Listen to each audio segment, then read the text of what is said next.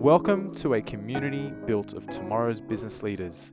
Hey guys, I'm William Freitas, and this is the Socius Podcast. Socius, welcome back to another episode. Today we have Lucy Jones from Neuroblastoma Australia. Lucy, welcome to the show.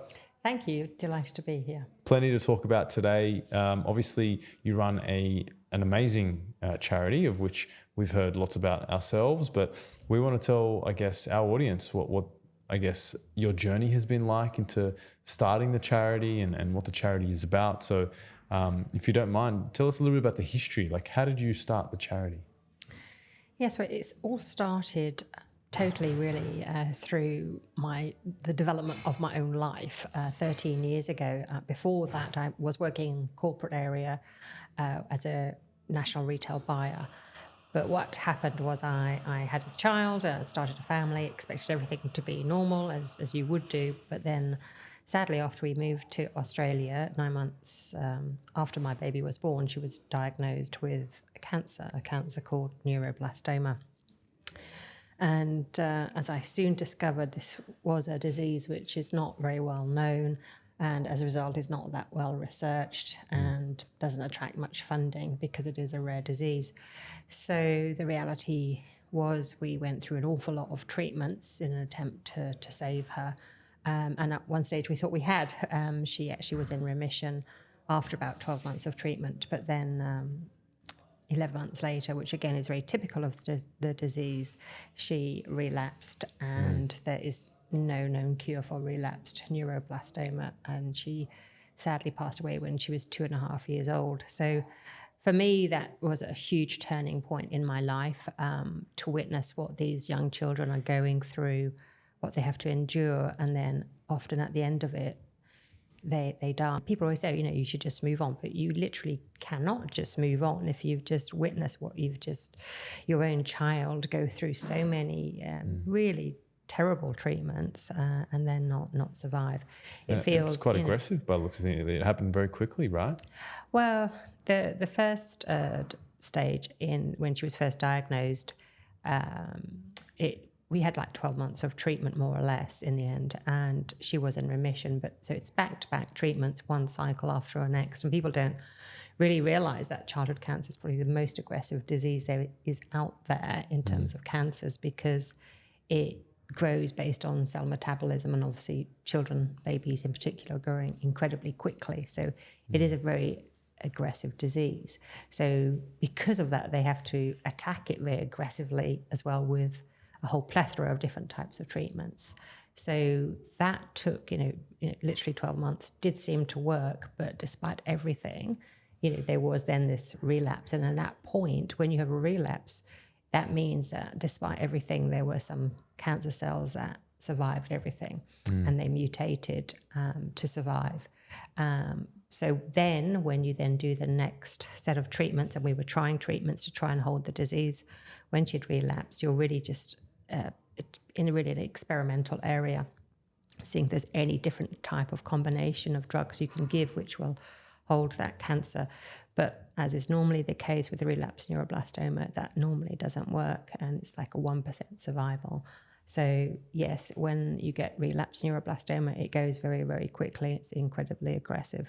And I think that's what also just shocked me beyond belief, just how horrible the disease was, and how the children, literally you can't avoid it, but it does cause great suffering, and it's absolutely devastating. You see the possibilities, the resources that actually are available, and the fact that this specific cancer, because it's rare, because it's not well known, because the actual people who are affected are tiny little children who actually can't even speak for themselves. It just gets really ignored or overlooked to a large degree. So for me, it was like also this injustice that these poor children, who through no fault of their own, who randomly had neuroblastoma, it's not genetic, it's not environmental, it's an embryonic cell that's mutated for some reason, they don't know why. But these children suddenly are have this terrible experience, and where so much more could be done, it's not being done. And resources, whether it goes, you spend it on a massive new football stadium, that amount of money invested, quite frankly, for me as a mother who's lost a child, that should be going in to save kids' lives. That's where I feel. And so for me, I felt I had to try and raise some money and some awareness to try and get better treatments for these children. So that's the objective. So that's the objective of the charity, is really to raise some money to effectively help with finding a cure, right? Because there is no cure. That's right. There's no definitive cure. So some children will, 50% will get through treatment and not relapse when it's aggressive neuroblastoma. And then the other 50% obviously will relapse, and 49% of them will pass away. So, it's very, unfortunately, low survival rates overall. So yes, we need to get a cure. So all children who are diagnosed with this disease survive. And so take us into, back to, when you first started the charity. Did you know much about running a charity at that point? How long did you take to then decide, okay, this is what I'm going to do?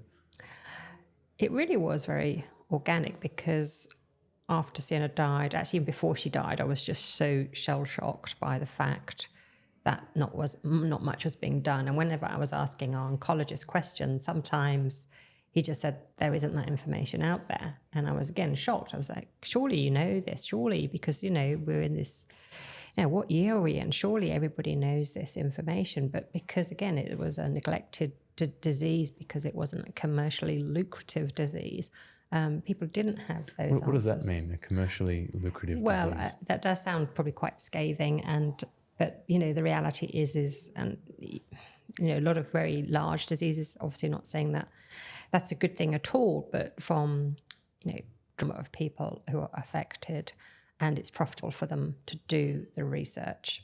That's what I mean really by lucrative, because there are large numbers. Maybe lucrative is the wrong word. So in effect, they could find a cure or a drug that they can then sell to the masses because there's a large amount of people affected.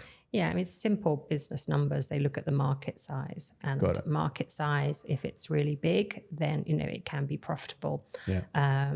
And actually, this is really why the big 5 adult cancers would attract the vast majority of funding. So rare adult cancers as well would struggle to get funding because of numbers. So it's a numbers game. But for me, I kind of feel, these are young children involved. So surely we need to see beyond numbers. We need to look at the ethical perspective. Are you prepared to put young children through all these treatments, which could be much better, and still allow them to die at the end of it? Right. Got it. And so talk to us about some of the challenges. Obviously, naturally, it sounds like, funding is a key challenge, and is there government funding? Is that what you're saying in terms of numbers? It doesn't quite get as much attention because the numbers aren't as high. Is it government funding, or you purely rely on, private donations? So the government does fund research in childhood cancers, and it spends approximately 10% of its total cancer research budget on childhood cancers. So 90% going to adult cancers. And again, that's related to numbers.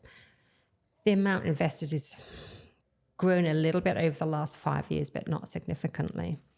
As a charity, we don't receive any government funding. We are getting our funds for research really through the support and help of the community.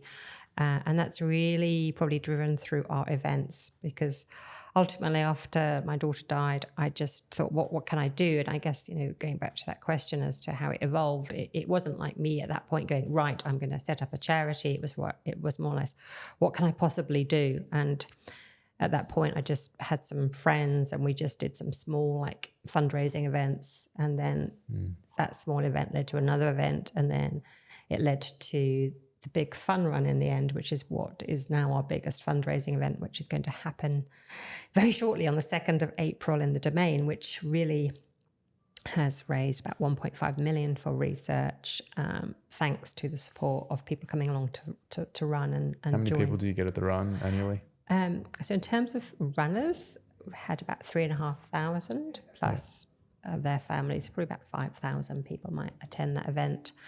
And everybody taken, I guess, back by seeing a lot of families who've got kids with cancer participate, because so many adults just don't feel or don't think that little children get cancer. Yeah. But little children sadly do get cancer, and neuroblastoma is a baby toddler cancer. And how are you finding? Let's talk about the event that you have coming up. How are you finding the event going? Obviously, it is your like marquee event for the year that brings in, you know, a large portion of the funding, I presume. Are you finding it's growing? What are the challenges that you find in running a big event like that of that scale? It is a very challenging event just because there's so many elements to it. It is going well, although I would love to see it do even better than it is.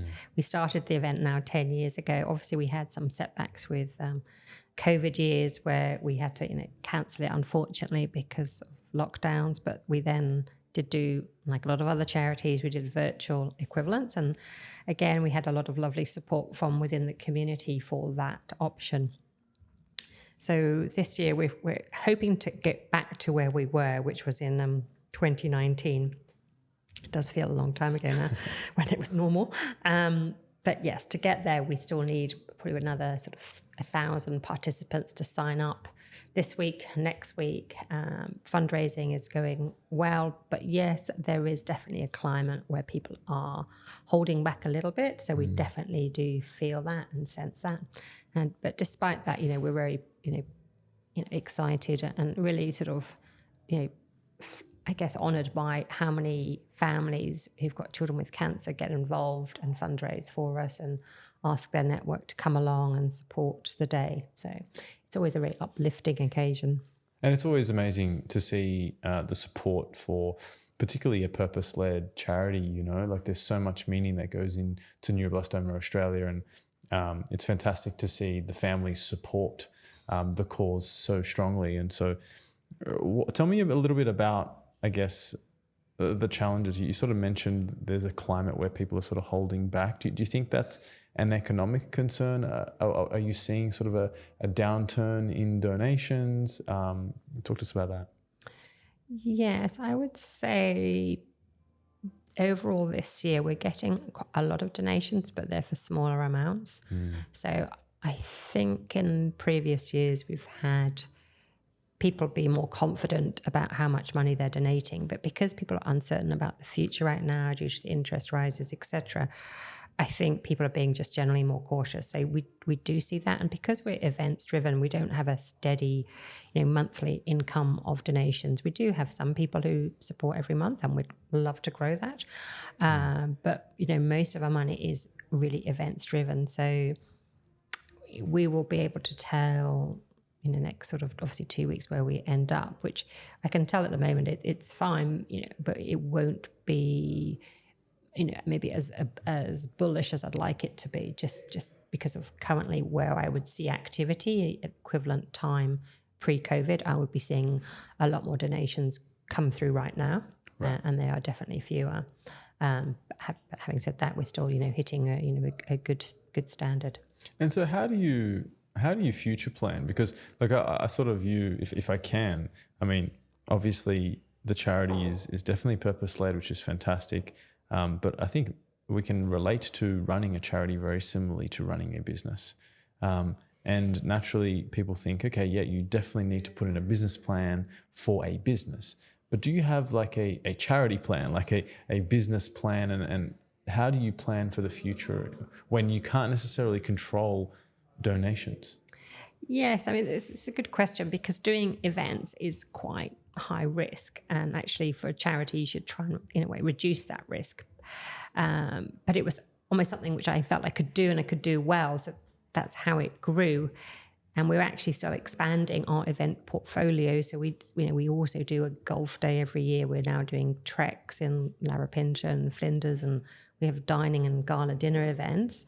But yes, you know, they can always be, like with Run to Cure, hit by some, I guess, force outside your control. And we've had to cancel it once before also because of terrible weather. So there's always that risk. So what we have been doing is trying to build other revenue streams. So we have an online shop, which is quite successful, and we sell toys for children and gifts for adults, and that is an area where we're increasing. We just outsourced it to a third-party fulfillment center, and we're looking at how we can develop and grow that strategy, because that would not only sort of create more of a stable revenue, but also it brings people into the charity. It actually introduces them to the cause and helps us raise awareness. That's really interesting. Are they new toys, or are they sort of like... I know they're all brand new toys. Because before all of this, life-changing event, when I moved into charity, I was a national toy buyer. So I actually have got that expertise anyway. So I thought I might as well use it. So being able to kind of go back and use some of that experience to select an online assortment. Obviously, I'm juggling quite a lot of balls, so it's not always as developed as I'd like it to be, but the goal is it has progressed massively compared to how it was 3 or 4 years ago, and would like to continue to develop that further. And we did a little catalogue for the first time last year, looking at doing more marketing around it. So we have got that on that the shop revenue. We do look at investing more in our database management and developing more of a loyalty engagement journey with our supporters. Again, resources, we haven't got a huge marketing team. We've got somebody part-time. So it's always that sort of how can we build engagement? How can we get the right quality of information, the relevant information to the people who have signed up? And that remains a challenge. And that's something we're working on. But again, I feel if we get that right, then that's also a key way of getting more sort of donations and revenue going forward. Yeah. And talk to me about resources. It is going to be challenged.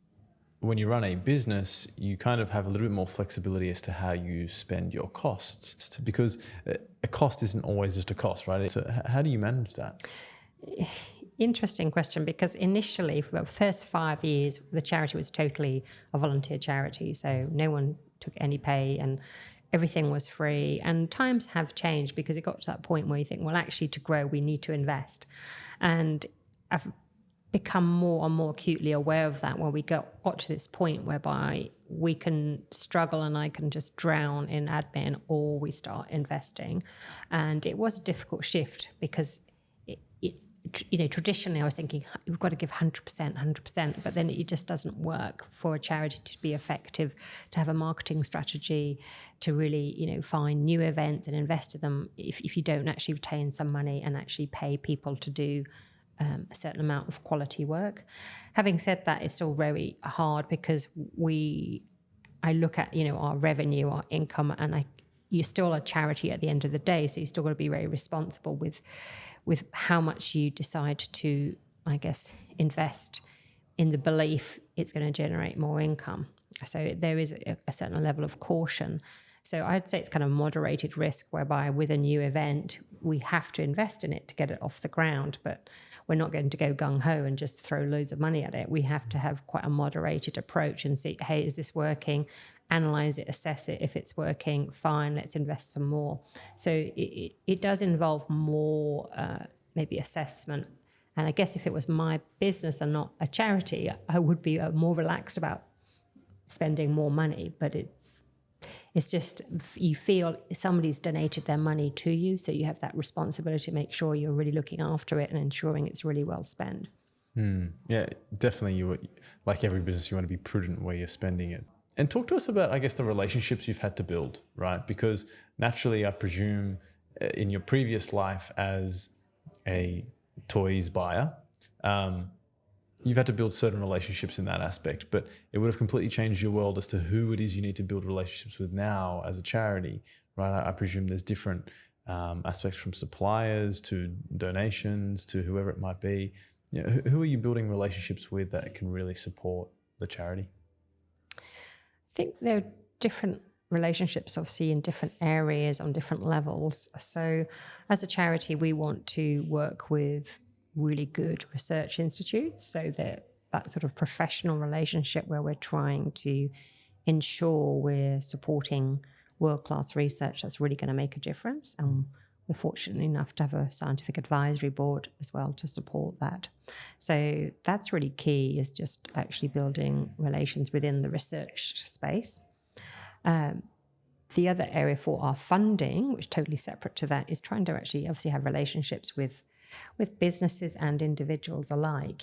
We have some individuals who are just huge champions of the cause, who just work relentlessly trying to help us raise awareness and raise funds. And obviously they're really precious people, and we really respect them and grateful to them. So it's really important that we show our support and gratitude to them. I think in terms of businesses, it's been quite hard as a small charity, because a lot of businesses have their designated charities. Everybody is overworked and no time. And really, as a charity, you come low down the pecking order, quite frankly, because you're normally asking for something. Excuse me. Rather than giving something or negotiating something. And it's really different, because going back again to my former life, as a big retail national buyer, I always think of this. When I made a phone call, it was always picked up. People always got back to me. I always had answers. And these days, as a charity, you're the one making the phone calls. You don't get answers. You don't get email replies. You have to be really persistent and not get too demoralized. And that's just life. I used to be quite upset when I was dealing with that constantly, but I kind of understand now that people have got so many burning issues and burning platforms they've got to try and put out, that your call isn't going to help them right then. They might have the best intentions, but they just might never have the time to get back to you. So I think it is a challenge to try and develop relationships with businesses, and we do have some which are fantastic, and I'd like to continue building them. And we've had some businesses support us for probably 11, 12 years actually, who always have been amazingly generous. So our challenge would be to try and get some more businesses on board who want a purpose, a charitable purpose that can help engage and motivate their staff, because that's actually what has been shown to happen. Is businesses are great, but actually productivity engagement often is improved when there's a clear cause that the business is supporting. So there is a business argument to actually say, oh, okay, let's assign somebody this role, maybe not a full-time job, but there is a clear argument to say, actually, productivity is going to lift by 5% if we actually get behind a cause, whatever that cause might be. But from my perspective, obviously childhood cancer is a cause that it deserves a lot more attention, and where there's a big potential to actually do a lot more for it. I'm glad you raised that point, because a lot of our listeners or our audience are business owners or successful professionals, and particularly as we see it in our business and our team and in any business really, some business owners just set sort of team goals, but those goals are very, I guess, financial or revenue figures or generally numbers based on where the business is going. But there isn't the amount of engagement that there would be if their team is clear on what cause they're working for, right? And we've seen successful businesses, apply partnerships with, charities like your own, that allow the team to get connected to what it is they're doing. Why are they showing up to work on a daily basis? So I'm really glad that you mentioned that. But I want to bring it back to a little bit that you mentioned, how the donations aspect is very separate to the scientific aspect of your charity. And this is something I want to sort of talk about a little bit more if we could, just because I think often people sort of think, okay, well, a charity is really just an aggregator of funds to then pass on somewhere else. It's really quite nice and refreshing to see that you're getting quite involved on the research side, and building relationships with scientists who can make a difference, and you're getting real-time feedback. Yeah, I think that's been one of our biggest achievements as a charity.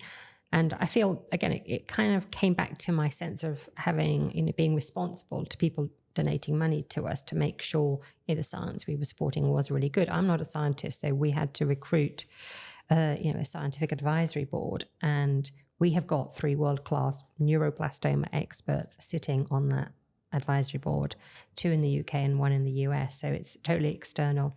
So when we have a grants review, we now have a grants round every 2 to 3 years, depending on what funding we've raised. And We had about 13 applications for neuroblastoma projects last year. So they then get assessed by our scientific advisory board, plus an additional 30 external scientists to review the specialized areas covered in the proposals. So it's a huge amount of actual examination, assessment. And then we actually also, we take the recommendation of the scientific advisory board and everybody else's external expertise to select the projects we're going to fund. But we then also provide feedback to the people who didn't receive the funding to say what was their project missing in terms of qualifying for funding. And we've had a huge response from scientists who really appreciate that feedback, because a lot of these people who can apply for funding, they can be young scientists, mid-career scientists, or actual professors, and we have everybody of different stages of their career apply, but all of them appreciate that feedback, because it's really a very, very skilled person assessing, and who's across other research taking place across the world, who can say, actually, even sometimes actually this research is being done already by this person. Have you contacted them to check you're actually genuinely doing something different? So, or if not, why don't you collaborate with them? And we've seen actually a few collaborations happen on the back of what we've actually said to them, which has been great. So I think, we do want to make sure we are helping identify the most promising research and then supporting it. And certainly some of the research projects we've supported today are carrying on in their journey, because unfortunately research projects take a long time to come to fruition, as I've discovered, but they are moving forward to the next phase and the next phase. So I'm hopeful that some of them will actually emerge into treatments in the not so long distant future. Having said that, I've also discovered that it's very unlikely to be one sudden cure for neuroblastoma. It's likely to be a constant evolution and development of the different treatments and combining multiple treatments, because it's such a complex disease. It must give you so much, satisfaction being able to be involved in that process with the scientists and who it is you're giving grants to, because being able to feel like you're itching that bit closer, and it's not just a continual pursuit of how much money can we get. It's also about what are the causes that we're supporting. So that's amazing to see. So naturally, we want to recommend that everyone, look into Neuroblastoma Australia and jump onto the Run to Cure event. That's open for another few days before they run. Open till next Friday, so the 31st. So people can go online to our website, which is run for the event. It's Run to Cure. That's the number 2, runtocure.org.au. Certainly, we'd love more people to come along if you've got a business. And I think one thing that also has occurred to me is quite often small to medium-sized businesses, particularly maybe more medium-sized businesses, are then more at the stage where they're looking for a cause. I think small businesses, it's really hard a lot of the time, but medium-sized businesses start to have maybe the possibility of going beyond the normal, like 9 to 5 or 9 to 24-hour churn, which is quite often the way of small businesses. And they might have a little bit more resource available to think about a purpose which they can link to their organization. And obviously it needs to be aligned to their organization. So we always, when we approach businesses, it's got to be in alignment in terms of values, in terms of, where does this fit in with your overall marketing statement, and, how does it sit with you? And I think that's really important, because we've got to understand each other and then work out, okay, how can we help you? How can you help us? How can this be done in a smart, efficient way? So that's something which we continue to work on, and we are hoping to cure in different states, maybe this year or maybe next year. So we're looking at new venues. So again, that would open up more doors to businesses and sponsorships for the event. So excited about that. I love that. Gone are the days where employees just show up for a job. They really want to show up for a purpose, and small businesses partnering with charities like your own is exactly where they want to be at, to make sure that their team is feeling engaged, rewarded, and involved in that process. So again, Lucy, thank you for coming on the show. It's been a pleasure having you. I really hope the Run to Cure Run to Cure event will be a success, no doubt. Again, I urge everyone to check in on the neuroblastoma website, which is... It's neuroblastoma.org.au. Perfect. And people can donate through the website and or buy tickets to the events, yes? Yep. Or just contact us if you might be interested in doing something with us in the future. Awesome. There are so many, elements of advice within this conversation that not only is great for businesses to take away to see how charities are run, but also for businesses to take away to implement in their team, to come and think about how they can create a purpose-led organization or venture, much like your own. So I appreciate your time. Thank you. Delighted to be here. Socius, thank you for joining us today. Please hit the subscribe button if you've enjoyed this episode. And if you'd like to be part of the Socius community, follow us on Instagram, Facebook, and LinkedIn to stay in touch. Cheers.